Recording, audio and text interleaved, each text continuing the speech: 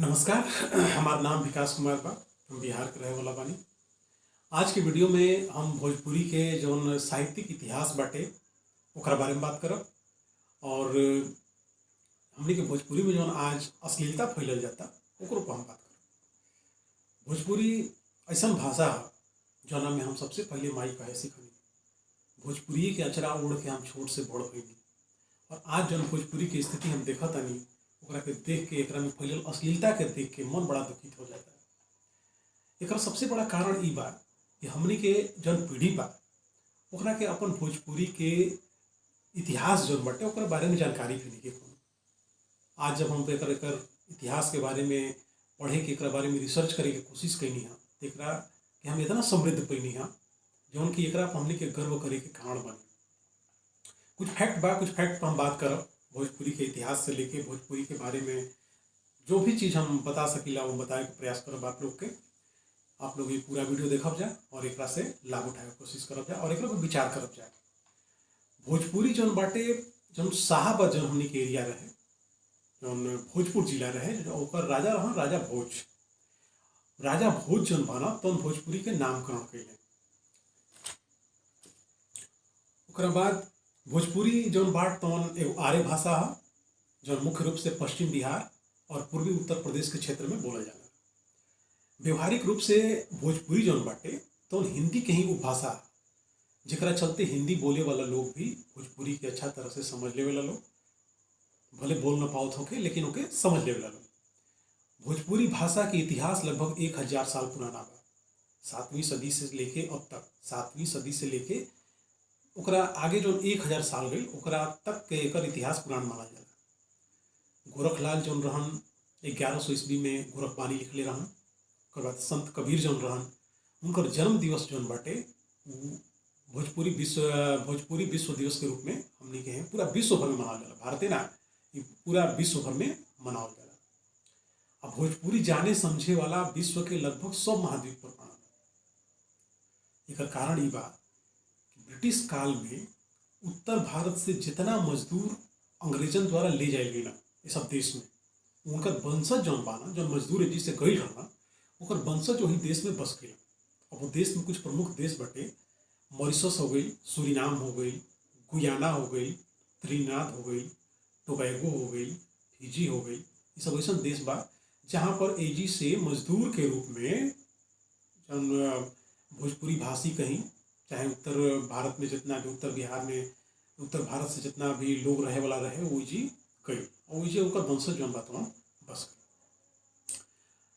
सन 2011 में मॉरिशस के राष्ट्रीय भाषा के रूप में भोजपुरी के मान्यता दिया गई। जी के राष्ट्रीय भाषा घोषित किया गया रहे। भोजपुरी भारत के अलावा नेपाल में, मॉरिशस में, सूरीनाम में यहाँ सब भी सब बोला जाला।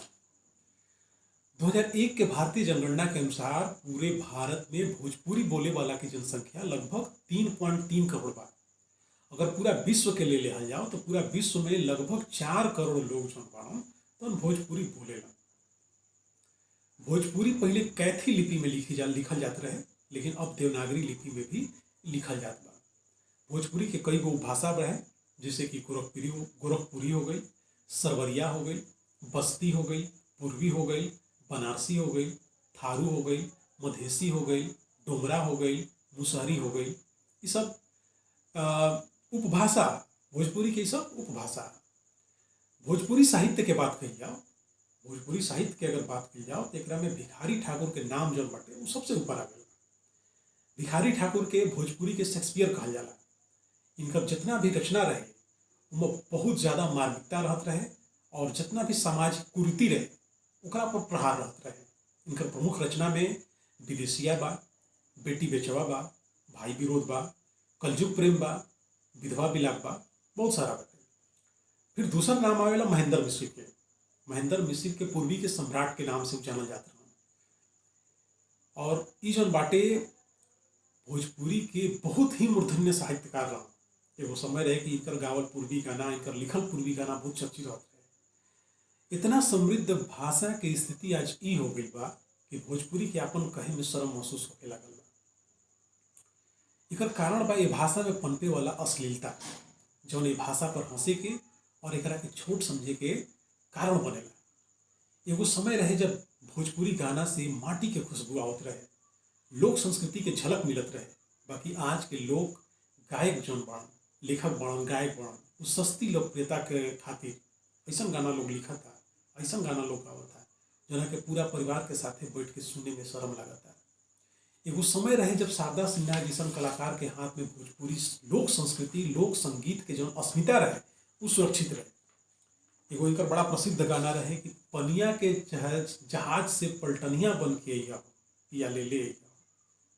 ये सब गाना सुनला के बाद भोजपुरी संस्कृति, एकर सभ्यता और एकर समृद्धता के पता चलत रहे। वर्तमान समय में मिथिला के बेटी मैथिली ठाकुर जौन बाड़ी वो लोक संस्कृति के पुनर्जीवित करे खातिर पूरा प्रयास करतली, लेकिन के समर्थन के जरूरत बा। हमनी के इनकर गाना सुनी जा, इनकर समर्थन करी जा। भोजपुरी में अश्लील गाना के शुरुआत के बात कही जा, एकर शुरुआत भइल गुड्डू रंगीला के समय। इनकर एगो गाना आई रहे हमरा हऊ चाहिए। ये गाना इतना हिट भइल, इतना बम्पर हिट भइल कि एकरा जैसन कई गो गाना फिर हो गई और सारा गाना हिट होकर चल गई। जब ए तरह के गाना के अच्छा रिस्पॉन्स मिले लगल हमनी के तरफ से, तो और भी जितना गायक लोग बाण आज के जितना भी फेमस गायक लोग बाण, हम नाम नहीं लिया चाहत कोई के, सभे बा ओकरा में, वो भी ये तरह के लोग गाना गावे लगल, गाना लिखे वाला लिखे लगल और हमनी के सुने भी लगनी जाए। और जो हमनी के पुराना लोक संस्कृति वाला जो गाना रहे, हमनी के लोकगीत रहे, ओकरा के धीरे धीरे भुला चल गई। तो एकरा में गलती के कर बा, गाय वाला की गलती बा कि सुने वाला की गलती बा कि लिखे वाला की गलती बा, केकर गलती बा? जब अश्लील गाना गा के सफलता मिले लगल तो देखा देखी और लोग भी गायक लोग इस सिलसिला तो शुरू करिए देना। तो एकरा में कुछ गाना बा जोना के हम उदाहरण देखे आप लोग के बतावल चाहते कि भोजपुरी में कैसन कैसन गाना लोग लिखता, कैसन कैसन गाना लोग गावता। हालांकि कहे में तो बड़ा शर्म लागता, लेकिन जो सच्चाई बतौना के तो स्वीकार कर ही के पड़ी। कहीं से जब हमने सच्चाई ना जानल जाए तब लेकर विरोध कैसे कही। हालांकि जानत सभे बा, लेकिन जे नहीं जानत ओकरा के बता देता। एगो गाना रहे कि रात दिया बुता के पिया काका किया, बताए का क्या किया ये बतावे खातिर पूरा गाना लिखता है लोग। नान्हे बा उमर कमर लोड ना सही, अब बताए कबू सिचिया पर मारे नहीं धाका। अब तो वैसा गाना बा जोना के हम कैसे बोलहू में शर्म लगता, लेकिन जौन बात उन बात ऊपर के 36 और नीचे के 32 और बीचवा में 24 बुझाता कि ना। बताओ गोरी का बोलिए। बहुत सारा ऐसा ऐसा गाना लिखल गई जो लिस्ट में बा हमरा। अब एगो गाना रहे कि दाएं और बाएं के हिलेला तो लागे बेटर, तार दोनों इंडिकेटर। बताए कौन इंडिकेटर के बात करत है? आदमी के शरीर में इंडिकेटर कहाँ से लागे? ढोढ़ी में पानी तुम्हारा अड़े लगी तो बुझिया जवानी तार चढ़े लगी। ऐसा ऐसा गाना लिखा था। कौन पैमाना बनोले बनो बहुत बा के हम बताने की शर्म लगता। ये सब गाना के अलावा भी बहुत सारा गाना बा जना के हमने के अगर रास्ता चलत कोनो लड़की के अगर सुन लो, अगर अपना परिवार साथ हमने के जात हो जा, अगर ये गाना कहीं बाजत हो तो माथा शर्म से जुड़ चला हमने के भोजपुरी कहाँ से चल रहा, कहाँ पहुँच गई। अकेले भोजपुरी के लोकगीत के बात कही जाओ जरा में इतना विधा बा।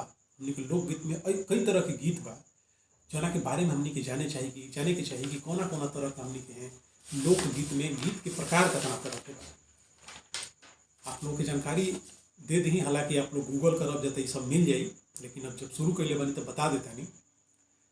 थरुहट गीत गवाला हमने के हैं, सोहर गवाला, अल्लाह गवाला, चैत चंदा के गीत गवाला, नौमी गीत गवाला, पराती बा, पीतर नेतौनी बा, विदाई के गीत बा, फगुआ के गीत बा, देशभक्ति बा, बारह मासा बा, निर्गुण बा, लोरिया बा, रक्षाबंधन के गीत बा, गंगा स्नान के गीत बा, विवाह के गीत बा, पिंडदान के गीत बा, होली गीत बा, चैता बा, बिरहा बा, अल्लाह बा, चाका गीत बा, जोगीरा बा, धोबी के गीत बा, कजरी बा। अलग अलग मौका पर खातिर अलग अलग गीत हमनी के संस्कृति में, हमनी के भोजपुरी में बनावल गई। जैसे सोहर बा, लड़का के जब जन्म होला तो सोहर गवाला। लड़का के जन्म के बाद जौन भी आगे के संस्कार होला, जैसे कि छठी हो गई, बढ़ई हो गई, ओकरा में भी गवाला, जन्मदिन पे भी गवाला, रामनवमी के दिन भी गवाला, जन्माष्टमी के दिन भी गवाला। ब्याह के गीत हो गई, ब्याह संस्कार के समय में जितना भी तरह के संस्कार होला, मौजी से आपके बारात अइला के बाद गीत हो गई, मड़वा में गीत हो गई, सिंदूरदान के गीत हो गई, कई तरह के अलग अलग समय मौका के अलग अलग गीत एकरा में गावल जाला। निर्गुण बा, निर्गुण बैराग के भावना आ संसार के मोह माया छोड़ के सत्य के लखे वाला गीत है। एगो टाइम रहे कि भरत शर्मा निर्गुण गा के ही इतना ज़्यादा चर्चित फिल्म 90 के दशक में। समुदाय के आधार पर बिरहा होला, एगो खास समुदाय के लोग एकरा के गावेला सुनेला, हालांकि सबे पसंद करेला एकरा के। बिरहा शब्द के उत्पत्ति बिरह शब्द से मानल गई बा, जोना में बिरह के अर्थ होला जुदाई।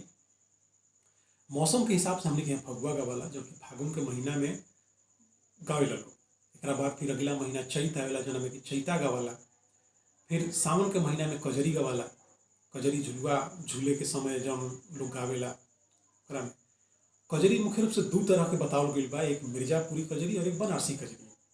कजरी के गीत में के जो मुख्य विषय होला वो राधा कृष्ण के प्रेम हो गई, रामायण के प्रसंग हो गई, फिर ननद भौजाई के आपसी संवाद के विषय उठा के एक गीत के रचल जाला, गावल जाला। फिर झूमर हो गई, पूर्वी हो गई। पूर्वी में एगो खास धुन होला एकरा में। एगो समय रहे जबकि महेंद्र मिश्र ए तरह के गाना बहुत लिखत रहन, उनकर एगो बहुत प्रसिद्ध गाना रहे कि अंगुली में डसले बिया नगिनिया हो तने पिया के बोलाई था, बड़ा चर्चित गाना हुए रहे। तो मिला जुला के कहल चाहतनी हम कि हमनी के भोजपुरी कहाँ से कहाँ पहुँच गई, कहाँ से चल रहे, आज कहाँ पहुँचा था। आज हमनी के भोजपुरी में अश्लीलता ऐसा फैल गई बा जैसे कि कोनो तालाब में काउर फैलल, लेकिन साफ के करे, साफ तो हमनी के करे। जो ना काम से लोकप्रियता मिलेला, पैसा मिलेला, लोग उहे काम कोई चाहेला। जब ये तरह के गाना हमनी के सुने लगनी जा, गाए वाला के लिखे वाला के लोकप्रियता मिले लगल, तो ये तरह के गाना भी चले लगल, गाना गवाए भी लगल, गाना लिखाए भी लगल। तो बस हमने के यही अश्लीलता के खिलाफ खड़ा होके के बा, हमने के कोशिश करे के बा कि ये तरह के गाना जे भी गावत होके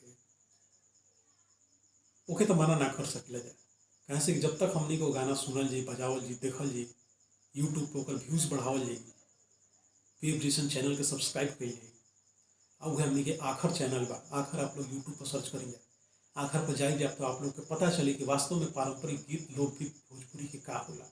लेकिन हमने के तो कही जी नहीं, हमने के तो बस भोजपुरी गाना के एक दिन में 5 मिलियन 10 मिलियन व्यूज पहुँचावल जाए। जब इतना व्यूज हमने के देहल जाए, इतना ओकरा के देखल जाए, सुनल जाए, तो बनाए वाला काहे नहीं कही कि हम नहीं बनाई।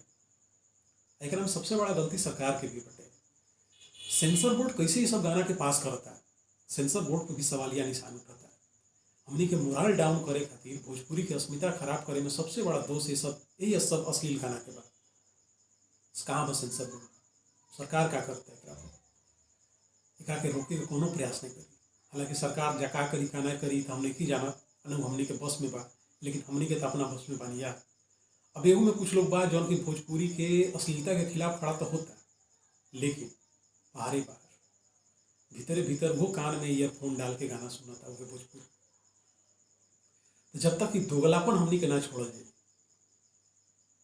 एक तरफ हमने के विरोध भी कही जाए और दूसरे तरफ ये तरह के गाना के बढ़ावा भी दिया जाए, तब तक एक सफाई संभव नहीं है। तो मिला जुला के ये कहना चाहत रही हम ये वीडियो में। एक बाद हम एगो अगला वीडियो लेके आई जना में अपना भोजपुरी लोकगीत के बारे में कुछ जानकारी आप लोग के दे। भिखारी ठाकुर के जौन भी रचना बाटे, भिखारी ठाकुर के जौन जीवनी बाटे, ओकरा ऊपर भी बात कही जाई। भिखारी ठाकुर के एगो रचना रहे बेटी बेचवा, जना के बड़ा प्रसिद्ध गीत रहे एगो कि याद देखे आओ तो के देखब सुन के हम बताई कैसे कि हम तो वही लाइन में रही जहाँ तक आप लोग मानी जाए। लेकिन आज गंदगी कुछ ज़्यादा समझ में आवे लगल, सोचने के एगो प्लेटफॉर्म मिलल बा, एक माध्यम से आप लोग के एक बारे में जानकारी देते हैं। ठीक बा, फिर अगला वीडियो में आप लोगों से मिलब। आप लोग ये वीडियो के अपन आशीर्वाद दीजिए, लाइक करिए, कमेंट करिए, शेयर करिए। धन्यवाद।